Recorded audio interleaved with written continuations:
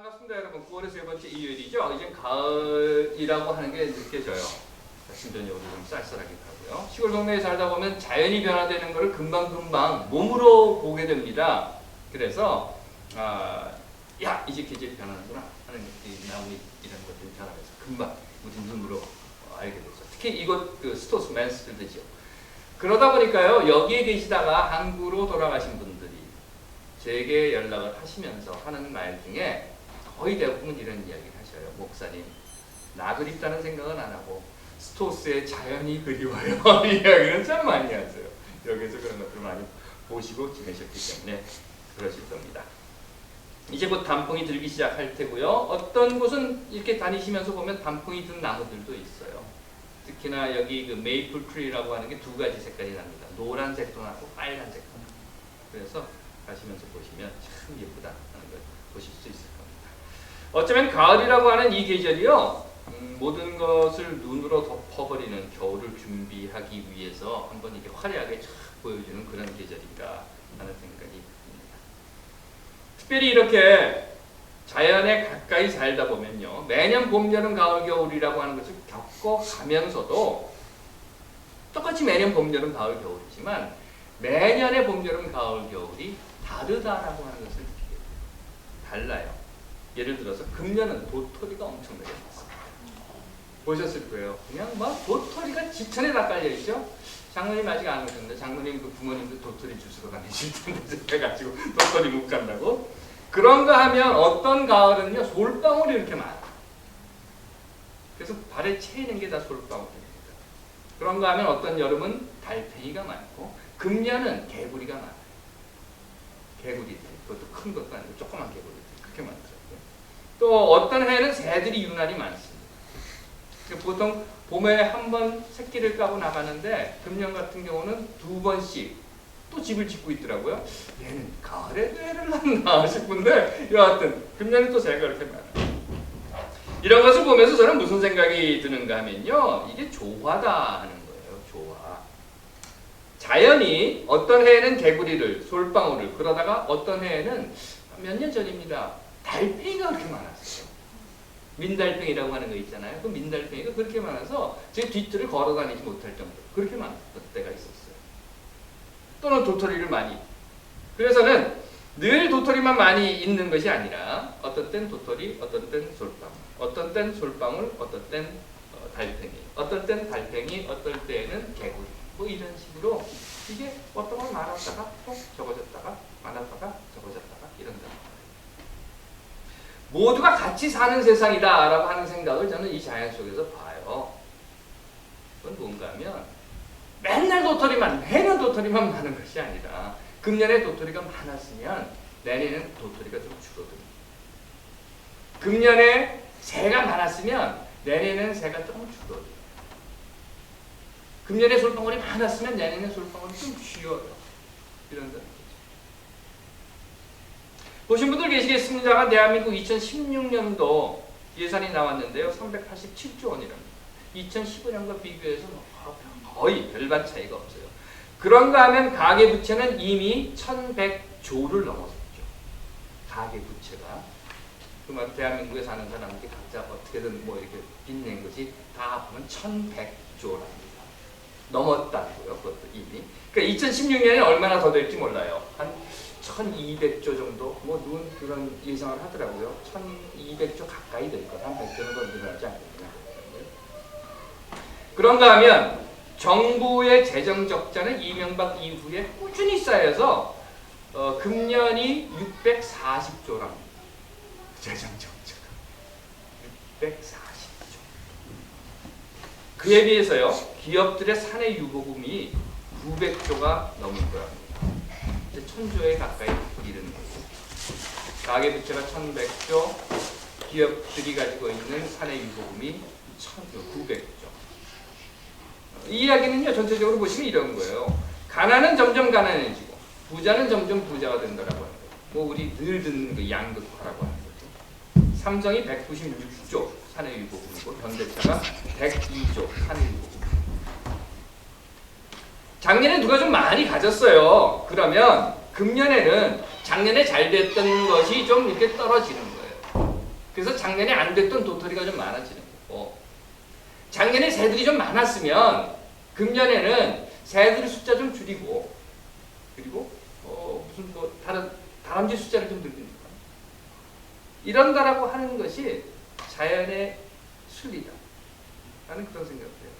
물론 하나님의 섭리이기도 하고, 자연은 그거를 지켜나가요, 저희들이야. 그런데 이 자연의 순리와 하나님의 섭리를 어기고 우기고 팍팍 자기 잘났다고 떠들면서 사는 건 결국 사람밖에 없지 않나, 그런 생각이 듭니다. 함께 사는 세상, 물론 항상 누구나 다 똑같이 살아야 된다, 그런 이야기는 저는 하고 싶지 않아요. 하지만 어떤 때는 이쪽이 좀 잘 됐으면 다음에는 이쪽도 좀 잘 되게 해줘야지 라고 하는 겁니다. 우리 흔히 하는 말 중에 이런 말이 있어요. 이런 말 여러분들 들어보셨을 거예요. 많이 묵었다. 많이 먹었으면 그러면 같이 살 수 있도록 나누어 주는 것이, 그게 자연의 순리이고 하나님의 섭리라고 생각합니다. 누군가 많이 먹었을 때는 누군가 굶주린 사람도 있다는 것을 깨닫게 하는 것, 그리고 그 깨달음으로 사는 것, 그게 조화가 아닐까 싶어요. 기도하겠습니다. 하나님께서 만들어주신 자연에서 함께 사는 지혜를 배우게 하시고, 배웠으면 하나님 세상에서 그렇게 살게 하옵소서. 아멘. 여호수아라고 하는 사람이 있습니다. 여러분들 잘 아시는 대로요. 여호수아는 모세의 후계자예요. 이집트를 탈출할 때부터 모세와 같이 다녔고요. 가나안 땅 접경까지 이르러서 이제는 모세는 그만두고 그 후계자를 여호수아에게 줍니다. 그래서 여호수아는 사실은 엄청나게 큰 인물인데, 모세라고 하는 워낙에 큰 이 나무 밑에 있다 보니까 그 평가가 절하된 그런 사람이에요. 그렇다 하더라도 이스라엘 역사에서 쭉 보시면요, 여호수아는 무슨 일을 했는가 하면 이 이스라엘 백성들을 이끌고 약속의 땅이라고 하는 가나안에 들어간 사람이에요. 대단한 일을 한 사람이죠. 근데 워낙에 큰 게 앞에 있었어요. 그러다 보니까 조그맣게 이렇게 돼버리고 말았지만, 자, 어쨌든 간에 지금 여호수아는요, 그 앞에 이야기는 뭐 여러분들 나중에 또 제가 드릴 기회가 있을 테고, 이미 아시는 분들을 위해서는 생략을 할 테고, 어쨌든 간에 지금 여호수아는요, 가나안 땅을 앞에 두고 요단강을 건너가는 그 상황에 서게 됩니다. 그런데 거기까지 온 사람들은요, 이집트를 탈출해서 40년 동안 광야를 뱅글뱅글 도는 사람들이에요. 모세를 쫓아서 광야를 뱅글뱅글 돌았던 그 사람들이, 하나님은 이렇게 이야기하죠. 이집트에서부터 나온 사람들, 그러니까 이집트 태생들은 새 땅에 아무도 못 들어가. 너네 광야에서 다 죽어. 그리고 광야에서 태어난 사람만 데리고 새 땅으로 들어간 거야. 두 사람만 빼고. 그게 누군가 하면 여호수아와 갈렙이었어요. 그 중에 한 사람이 여호수아. 물론 갈렙도 있었지만 갈렙은 조금 그 뒤쪽으로 이렇게 쳐져 있어서 역사의 기록들에서 빠져요. 하지만 여호수아는 그 앞에 딱 서 있습니다. 광야에서 태어난 사람들을 데리고 이제 약속의 땅이라고 하는 가나안으로 들어가는 그 역할을 맡은 자가 바로 여호수아였는데, 이 여호수아는요, 앞에서 말씀드린 것처럼 40년 동안이나 유리방황했던 이 사람들을 데리고 이제 들어가야 되는 그런 아주 엄청나게 중요한 사명을 시행하게 되는 겁니다. 가나안 땅이라고 하는 것은 여러분들 몇 번 제가 말씀드려서, 또는 뭐 이미 잘 알고 계시는 곳이라 더 크게 길게 설명을 드리지 않겠습니다만, 가나안 땅이라고 하는 것은 처음에 아브라함에게 하나님께서 약속해 준 땅이 바로 가나안 땅이었어요.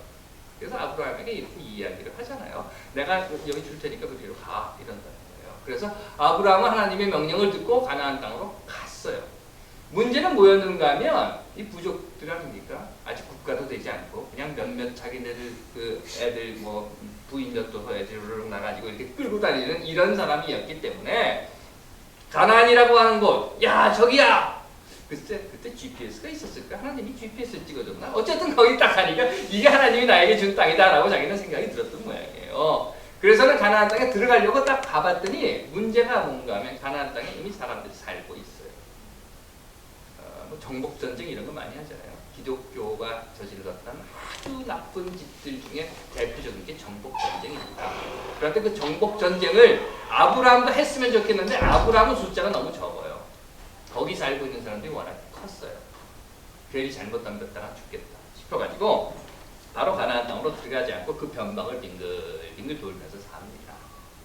그러다가 뭐 아브라함이 이삭을 낳고 이삭 그다음에 뭐 야곱 낳고 그다음에 그 밑에 뭐 요셉이라고 하는 그 꿈꾸는 친구가 하나 나와가지고 뭐 어찌 돼가지고 결국은 그 백성들을 몽땅 끌고 이집트로 들어가게 됐죠. 그 이야기는 아실 거예요. 뭐 이집트의 총 대신 뭐 요셉의 이야기. 그래서 들어갑니다.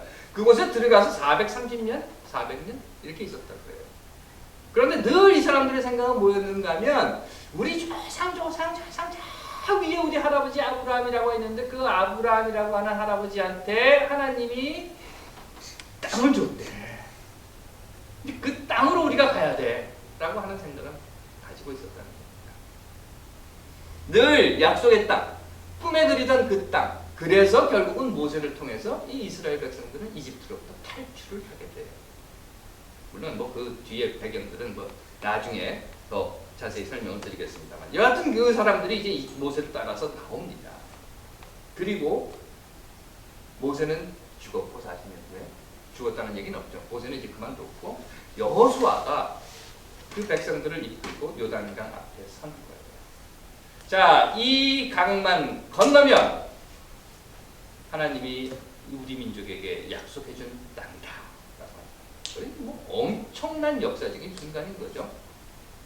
글쎄요, 분단 70년, 해방 70년인데 내년쯤에 통일이 되면 그 통일에 앞장서서 이 휴전선 철조망을 팍 깨고 나가는 사람이 있다고 하면 그건 엄청난 사명일 거예요. 기억나십니까, 여러분? 베를린 장벽 무너질 때 그냥 뭐 전부 다 올라가지고 그거 뜯어가지고 들고 나갔잖아요. 하나씩 조금씩. 그랬던 것이 70년 무슨 뭐 50년이라고 했다면 지금은 400년이 지난 그런 역사 속에서의 사건입니다.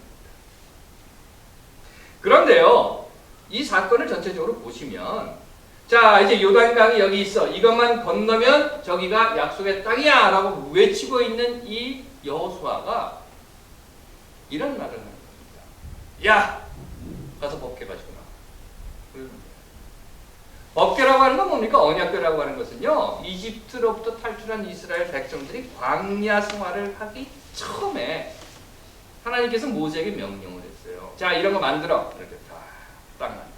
이것이 뭐 그 안에 뭐 아론의 쌍난 지팡이 뭐 이런 것들이 들어있다고 하지만 그것보다 더 중요한 것은 뭔가 하면 이 법궤, 언약궤는 하나님이다.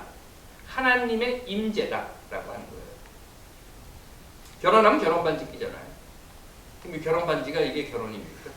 아니죠. 그런데 결혼반지를 껴요. 뭐 안 끼시는 분들도 계시지만 그럼 결혼반지는 뭔가 하면 결혼했다라고 하는 것의 징표잖아요. 그런 것처럼 하나님이 우리와 함께 한다라고 하는 것의 징표가 바로 이 언약궤였습니다. 그리고 이 언약궤를 굉장히 소중하고 귀중하고 거룩한 것으로 삼아 놓았어요. 왜냐하면 하나님은 거룩하신 분이니까. 하나님은 위대하시고 하나님은 거룩하시고 하나님은 무시무시하고 하나님은 못하는 게 없고 전지전능하고 하늘과 땅의 모든 것들을 다 만드신 이런 분이기 때문에 그분이 임재한다고 하는 그 언약궤는 감히 가까이 갈 수 없었다고요. 그래서 어떻게 하는가 하면요, 광야에서는 성막이라고 하는 것을 지었는데 다 텐트 생활을 했잖아요. 그러니까 성막을 지었는데 성막을 이렇게 지어놓고 성막도 이렇게 나누었어요. 나누고 그 성막 안에 위쪽에 따로 법궤를 놓는 장소, 지성소를 딱 만들어 놓습니다. 재밌는 거 있어요. 나중에 시간 나시면 한번 읽어보십시오. 제사장이 법궤 앞에 가서 제사를 드릴 때 옷에다 방울을 달아요. 그리고 발에다가 끈을 묶어요. 그리고 휘장을 열고 안으로 들어가요. 밖에서 사람들이 이러고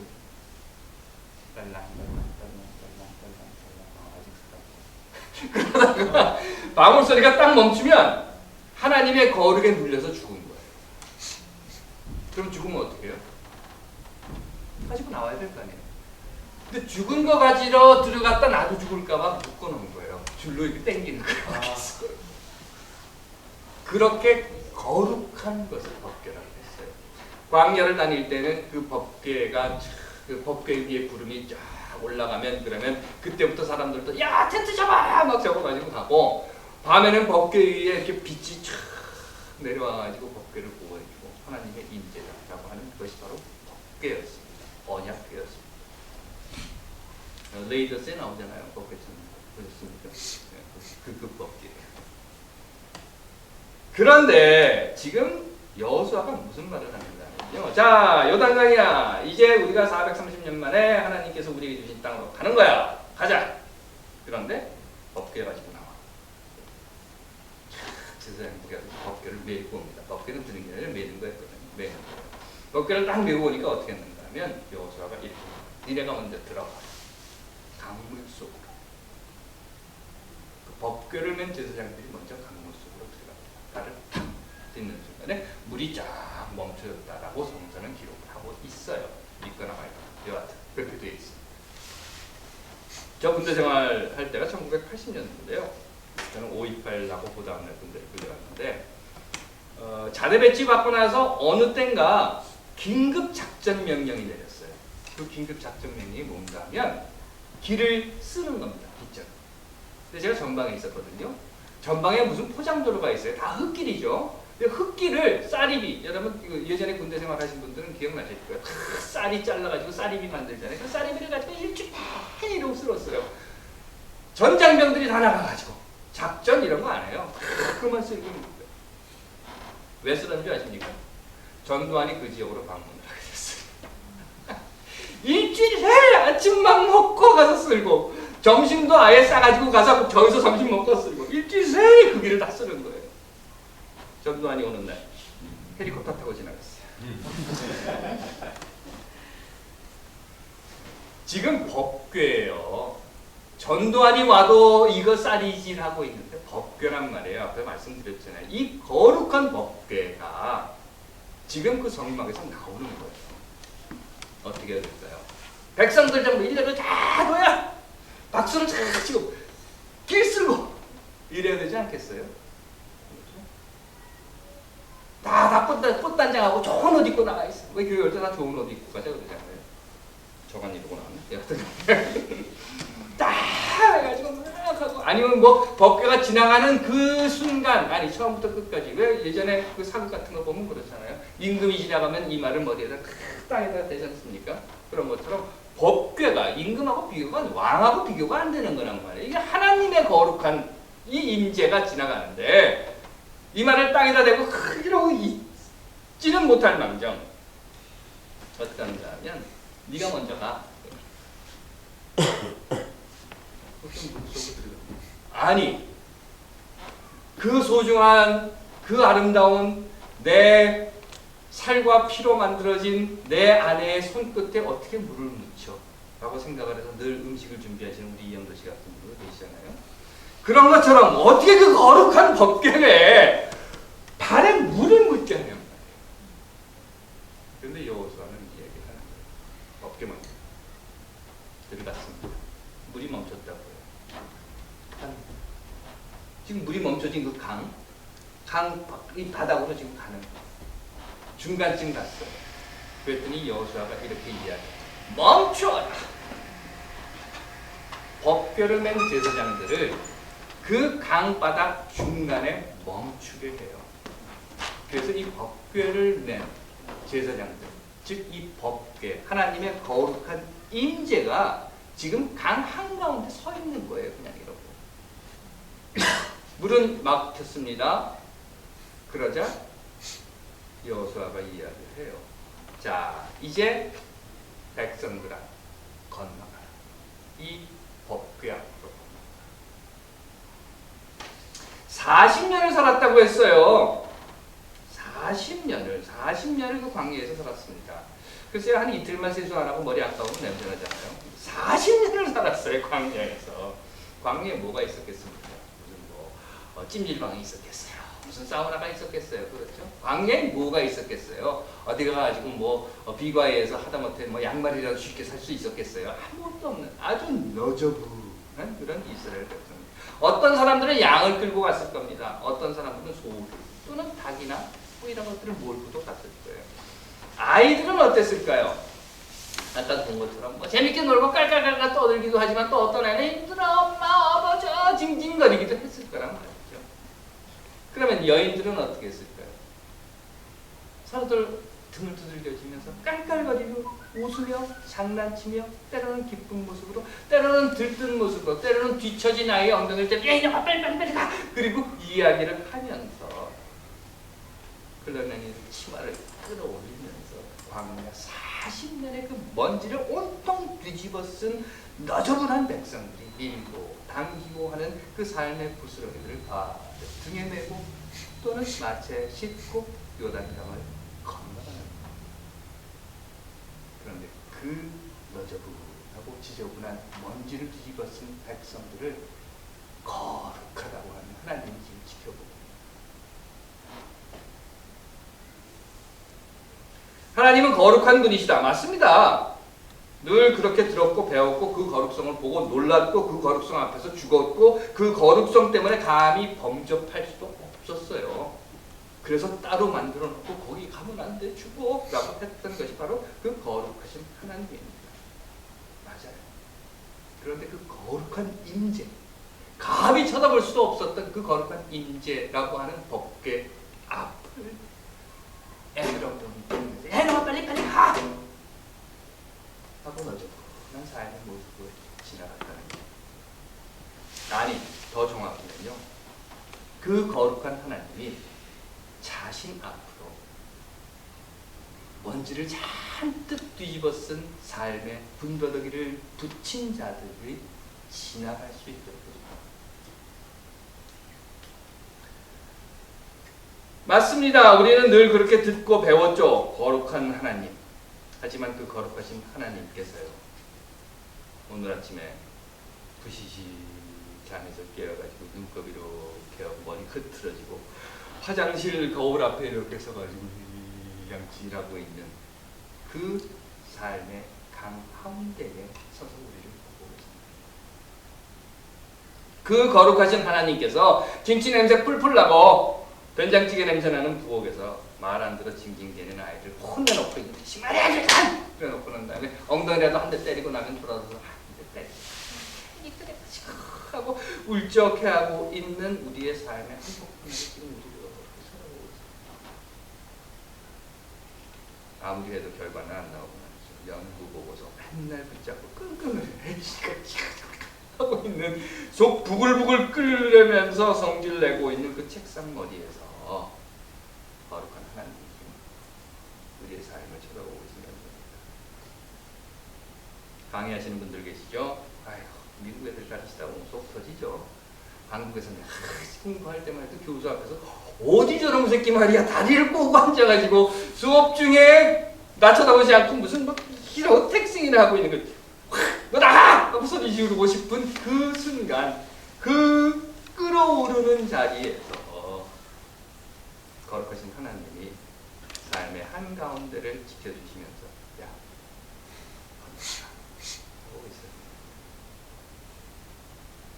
내가 다 건너갈 때까지 내가 여기에서 이렇게 내가 건너가는 삶의 강, 그 험한 강의 강물을 막아주고 있을게. 이스라엘은 그렇게 하나님 앞을 지나서 요단강을 건너갔습니다. 다시 말씀드립니다. 하나님은 거룩한 분입니다. 맞습니다. 누구나 다 그렇게 이야기했고 누구나 다 그렇게 들었고 누구나 다 그렇게 보았고 그래서 저 높은 보좌 위에 계신 하나님 감히 쳐다볼 수도 없고 인간이 범접할 수도 없는 이렇게 번쩍번쩍 황금으로 빛납니다. 하늘 높은 곳에 거룩하신 하나님 이런 하나님이라고 했습니다. 하지만 이런 하나님이 아니라 그런 하나님이 아니라 지금 너저분한 삶을 짊어지고 가는 그 백성들을 쳐다보고 있는 하나님. 오늘 지금 이 순간 이 자리에서 어찌 보면 우리들이 그냥 맨날 지치고 찌들려서 삶에 힘들어하면서 그러나 모두 한 사람 한 사람이 아무리 삶에 지치고 힘들고 아휴 살기 힘들어 정말 안 되겠어 라고 막 징징거리는 그 삶의 순간을 가지고 있다 하더라도 그 한 사람 한 사람 모두가 다 소중하게 인정받는 아름답고 귀한 삶이라고 하는 것을 지금 하나님은 이렇게 쳐다보고 계신다. 하나님께서 사랑하시는 여러분, 저는 지난주에 하나님의 형상을 이야기하면서 이런 말씀을 드렸어요. 하나님의 모습이 무엇인가? 물론 뭐 여러 가지로 표현을 하고 여러 가지 형상이라고 하는 것들 신학적으로 정리해놓은 많은 사람들이 있습니다. 훌륭한 신학자들도 있고 유명한 신학자들도 있고. 하지만 저는 지난주에 이 말씀을 드렸어요. 하나님의 형상이 그러면 뭘까? 그 하나님의 형상 중에 하나는 예수의 삶을 통해서 우리에게 보여준 것이었는데 그것은 옳은 것은 옳다, 아닌 것은 아니다 라고 하는 것이 그게 하나님의 형상 중에 하나다. 그것도 우리가 보자 라고 말씀을 드렸습니다. 그리고 저는 오늘 또 다른 하나님의 형상의 모습을 여러분들께 말씀드리고 싶은 겁니다. 그건 뭔가 하면 강 가운데 서서 온갖 삶의 너럭을 짊어지고 지나가는 사람들의 삶을 물끄러미 쳐다보고 계시는 그 하나님의 형상. 그것이 또 다른 우리의 삶 속에 함께 하시는 하나님의 모습이 아닌가 생각합니다. 하나님께서 사랑하시는 여러분들은 하나님의 존재를 믿으십니까? 믿지 않으신다면 뭐 제 말이 별 큰 의미가 없으실 테고, 믿으신다고 하면 이제는 강 가운데서 사람들이 다 건널 때까지 지켜보고 계셨던 그 하나님의 형상을 여러분들이 발견하게 되시기를 바라는 겁니다. 그리고 한 걸음 더 나아볼까요? 여러분들이 하나님의 존재를 믿으시고 그것이 하나님의 형상의 하나다라고 믿으신다면 이제는 바로 강 한가운데 서서 너저분한 삶의 먼지를 쓰고 지나가는 사람들을 지켜보고 있는 그 법궤의 자리가 여러분들의 자리가 되어야 합니다. 이런 말씀 하실 거예요. 에이, 나도 건너기 힘들어. 근데 누구 건너갈 걸 그걸 쳐다보고 있냐. 나라도 건너기 정신없는데. 맞습니다. 사실 저도 건너기 정신없어요. 여기 있는 분들 다 마찬가지일 거예요. 그래도 그 자리에 서 계셔야 합니다. 왜요? 그렇게 할 때 내가 하나님 믿는 사람이다 라고 말할 수 있기 때문입니다. 하나님께서 사랑하시는 여러분들의 자리가 바로 그곳입니다. 기도하겠습니다. 하나님, 오늘 우리가 하나님을 믿는 자로 살게